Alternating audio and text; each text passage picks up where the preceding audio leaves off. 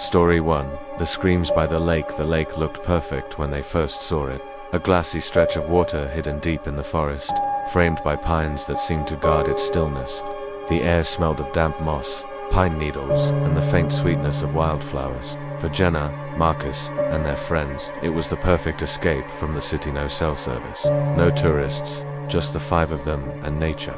The hike had been long, nearly 4 hours from the trailhead, but the view was worth it. They dropped their backpacks, laughing and calling dibs on the flattest patch of ground for tents. Marcus, ever the bold one, stripped to his shorts and waded into the lake before anyone could stop him. Freezing, he shouted, splashing water, but amazing. Careful, said an old man who had appeared on the trail behind them, carrying a fishing pole. His voice was gravelly, his eyes narrow. That lake's not safe. Don't stay after dark. The group exchanged looks, half amused, half unsettled. Why? Jenna asked. The old man shifted his pole to the other shoulder. Boy drowned there years back. His screams still echo some nights. Some say he pulls others under with him. Marcus laughed it off. Ghost stories, love it.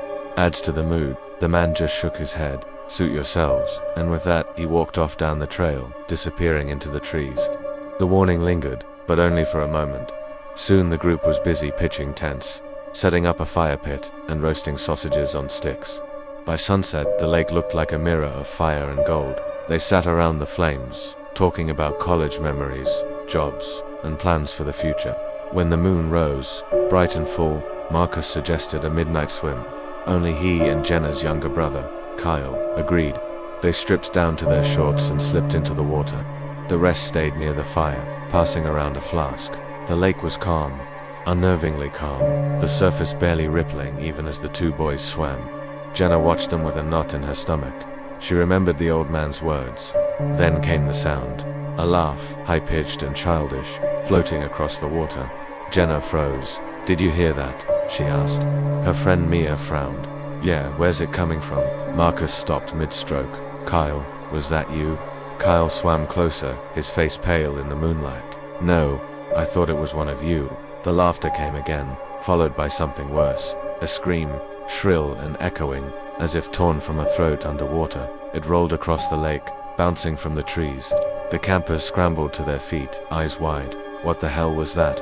Mia whispered. Marcus forced a laugh, though his voice shook. Probably some loon or coyote, but his strokes quickened as he swam back toward shore. Before he reached it, Jenna saw movement, pale hands breaking the surface near him.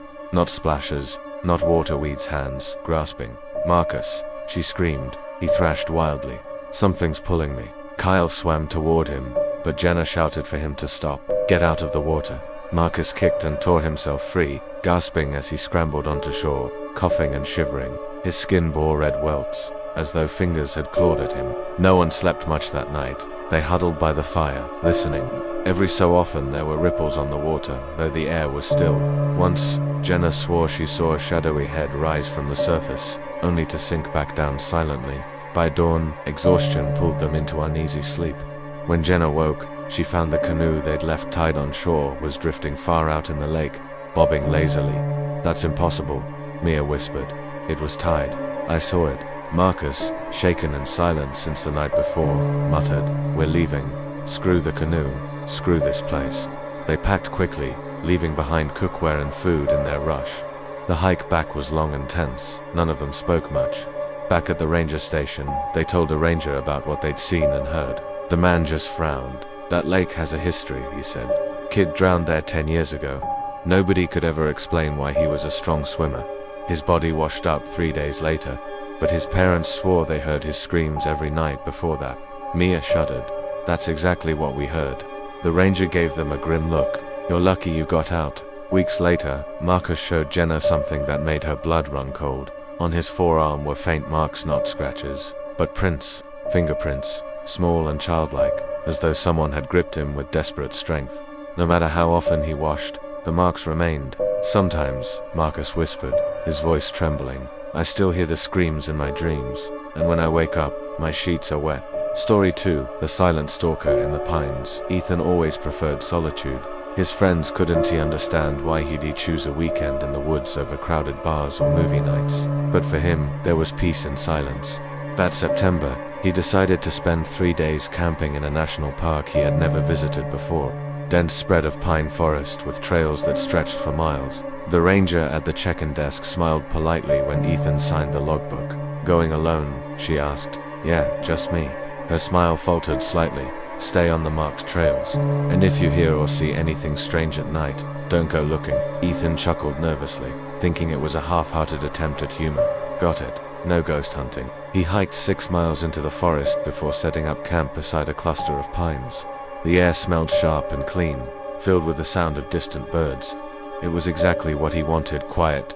That evening, he cooked a small meal, wrote a few notes in his journal, and listened to the wind. Day 1 felt perfect, but by the next afternoon, things had changed. He had gone for a hike deeper into the woods, only to notice something odd, a second set of footprints trailing his own. At first he thought he was imagining it, but the impressions were fresh boots, slightly smaller than his. He hadn't seen another hiker since leaving the ranger station. Back at camp, he tried to brush it off. Maybe a ranger had been nearby. Still, unease lingered. That night, as he sat by the fire, he heard a sound. Not an animal, not the usual crackle of branches or the flutter of wings. It was a whisper, low, indistinct, coming from just beyond the firelight. He froze, gripping his flashlight, but when he shone it into the trees, there was nothing. The rest of the night, he lay awake in his tent, every nerve on edge. By morning, things felt worse. His pack had been rummaged through. Food was missing. His journal where he had written about his trip had been moved.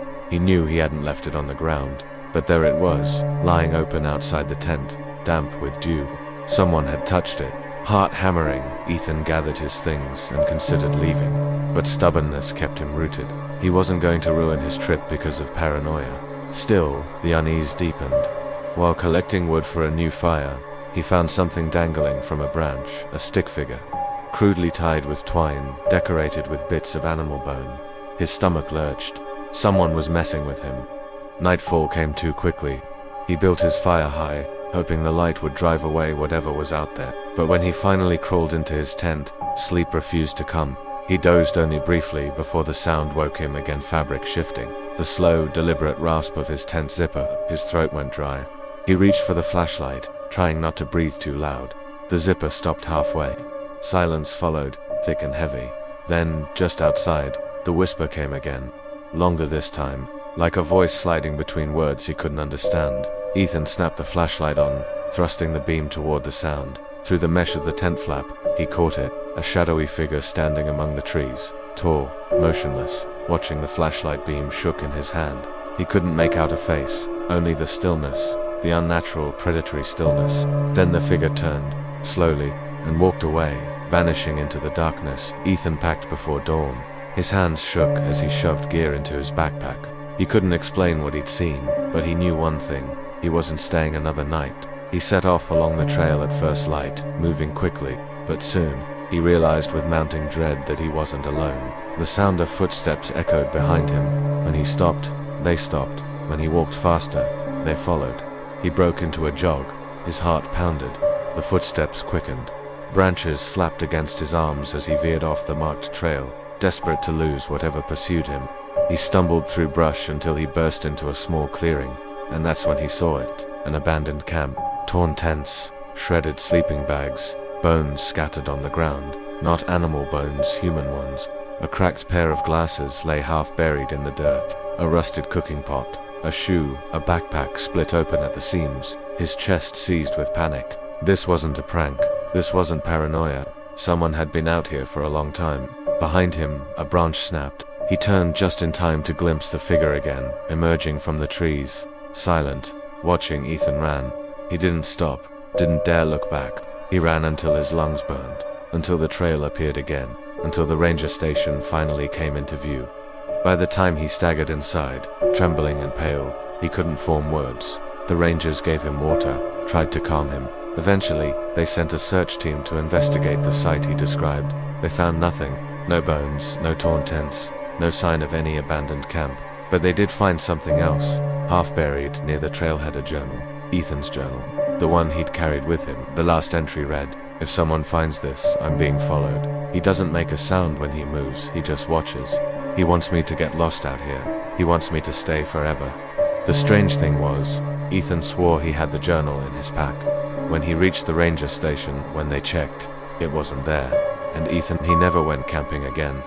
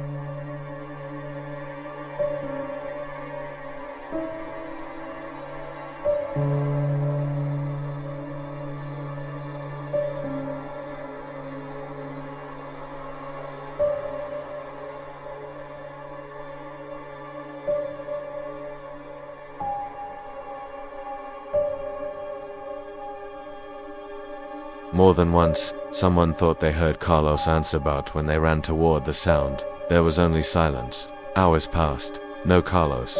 By midnight, panic replaced worry. They gathered back at camp, faces pale in the firelight. No one wanted to admit it, but the thought had crept into all their minds. How could someone vanish so completely, so quickly? That's when they heard it.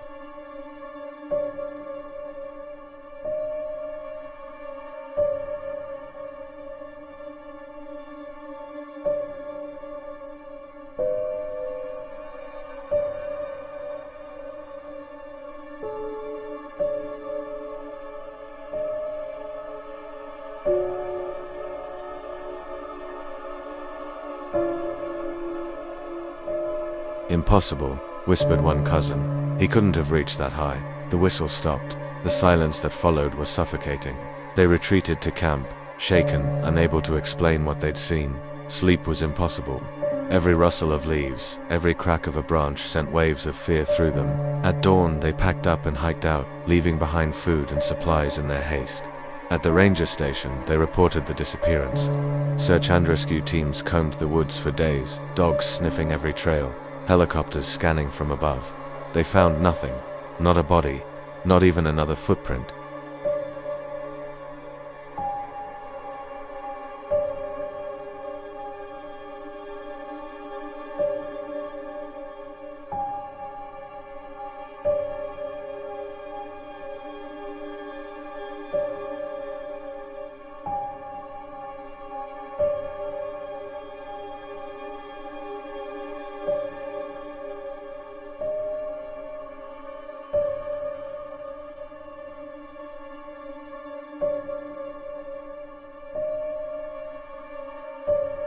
Months passed, life returned to normal, or at least the appearance of normal. But Jenna sometimes woke in the night to faint whistling outside her window, a tune she knew too well. When she looked, nothing was there. Just the dark, quiet trees swaying in the wind. Story 4. The Thing in the Tent. The four of them had been planning the trip for months. Sarah and her boyfriend Luke, along with their friends Maya and Chris, wanted to camp somewhere far from the usual crowded parks. Luke found an unmarked spot online, deep beyond the fire road in a national forest. It was supposed to be quiet, untouched, a perfect escape. The drive was long, followed by a steep hike with heavy packs. But when they reached the clearing, excitement replaced their exhaustion. Tall pines ringed the area, and a narrow stream cut along the edge, its water glittering in the late sun. "This is perfect," Maya said, dropping her backpack. No people, no noise, no problems. They set up 2 tents, built a fire, and cooked dinner over the flames. By nightfall, the woods had grown impossibly still. No distant cars, no campgrounds, just the 4 of them and the dark forest. It should have been peaceful, but it wasn't. That first night, Sarah woke to a sound. Breathing, heavy, slow, right outside her tent. She froze, heart pounding, straining her ears. Luke stirred beside her. "You hear that?" she whispered. The breathing stopped. For a long moment, silence pressed against the tent walls. Finally, Luke unzipped the flap and shone his flashlight outside. Nothing, just the trees and the dim glow of dying embers in the fire pit. They brushed it off as imagination. But Sarah couldn't sleep again. The next morning they found something unsettling, large handprints smeared across the fabric of both tents. Too large to be theirs, Chris frowned. Probably some hikers messing with us. Maya shook her head. We're 10 miles from the nearest trailhead. Who'd come out here just to mess around? They left the prints unspoken after that, trying to enjoy the day. They fished, hiked, and told jokes to lighten the mood. By evening their laughter almost felt normal again, but that night, things grew worse. It began with rustling, faint at first, then circling the tents. Sarah held her breath, listening. The sounds grew closer, deliberate, as though something or someone was pacing. "Do you hear that?" She whispered to Luke again. This time there was no mistaking it. Footsteps, slow, heavy, crunching over pine needles, then silence. Suddenly, the wall of their tent bulged inward, as if a massive hand was pressing against it. Sarah clapped her hand over her mouth to keep from screaming. The pressure lingered, sliding across the thin fabric, then pulling away. They waited, frozen, until the sound of retreating footsteps faded. The next morning they found their food bags torn open, not just ripped by animals sliced almost surgically, and beside the fire pit, claw marks carved deep into the dirt. "Wolf," Chris suggested, though his voice shook. "No wolf has hands," Maya muttered.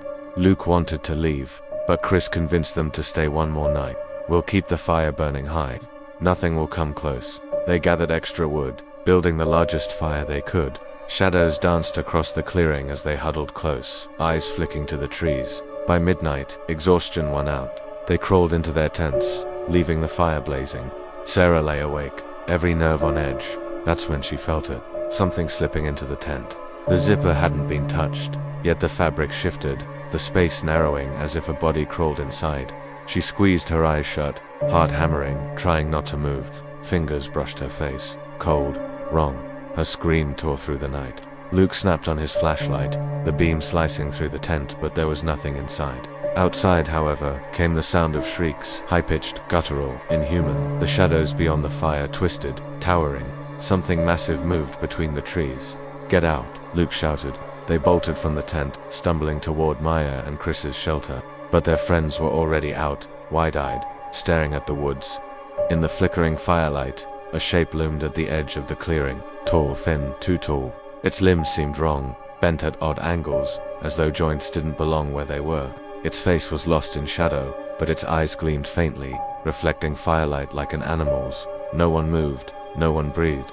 Then the thing stepped forward, and the ground seemed to tremble beneath its weight. Chris grabbed Maya's hand. "Run." They sprinted into the forest, firelight vanishing behind them. Branches slashed at their arms, roots snagged their feet. Behind them, the shrieks rose, furious and unrelenting. They didn't stop until the first hints of dawn touched the sky. By then, their lungs burned, their bodies shook, but they were alive. When they finally reached the ranger station, covered in dirt and trembling, the rangers listened with furrowed brows. One older ranger sighed, scratching his beard. "You kids went past the fire road, didn't you?" Luke nodded, too tired to argue. The ranger exchanged a look with his partner. "You shouldn't have camped there. That land. It's not safe." "What was it?" Sarah asked, her voice barely audible. The ranger didn't answer directly. He only said, "Next time, stick to the marked trails. Some places out there aren't meant for people." The group never spoke of it again. But sometimes, when Sarah closed her eyes at night, she felt those fingers against her face, cold, searching, waiting.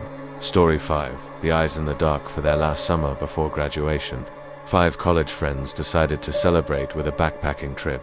They wanted something challenging, something far from the usual campgrounds where families grilled hot dogs and played music from radios. Instead, they chose a remote forest preserve known for its wildlife and rugged trails. "It'll be unforgettable," Jason promised as he slung his pack onto his shoulders. Unforgettable turned out to be true, but not the way he meant it. The first day passed easily. They hiked through towering pines, crossed shallow creeks, and set up camp in a meadow that seemed untouched by people. The air was cool and quiet, the only sounds the occasional bird and the rustle of wind through branches. By evening they had built a fire. Laughter filled the clearing as they roasted food and told stories.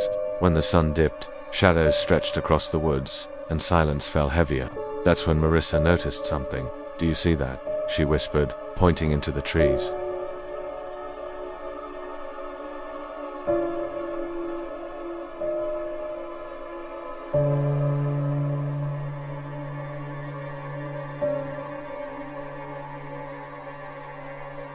the middle of the night, Andrew awoke to a tugging sensation.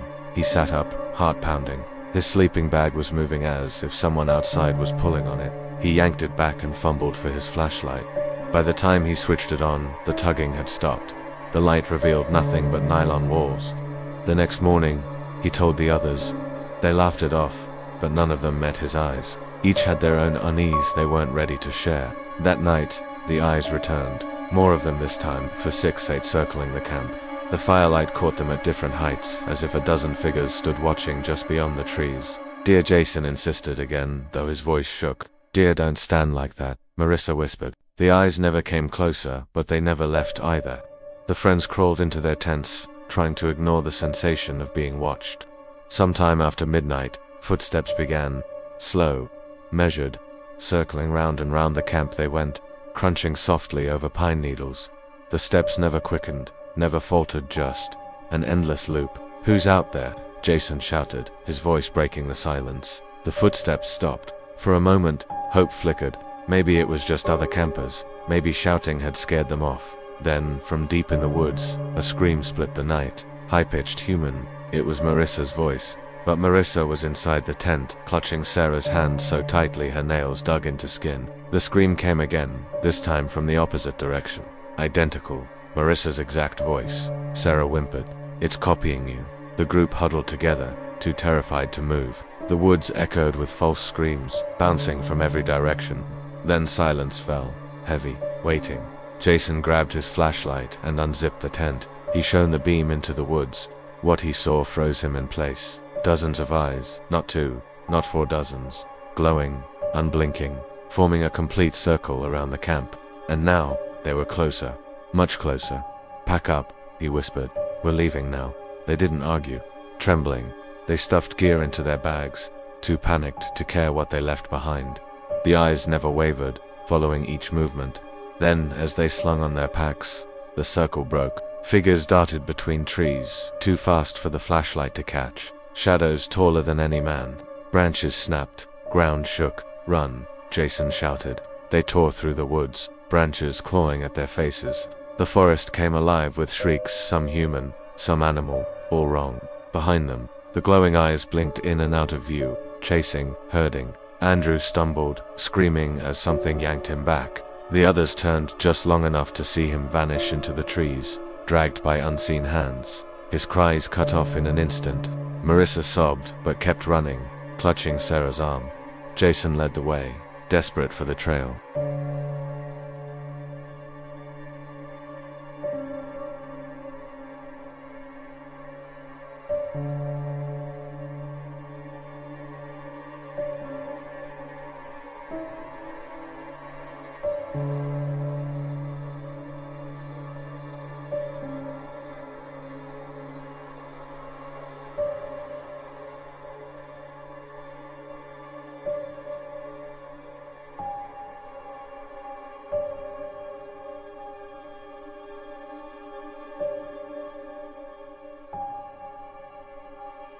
They avoided campfires, avoided night hikes, avoided even the mention of the trip.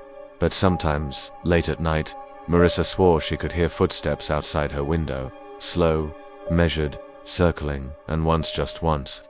She looked out and saw 2 glowing eyes staring back,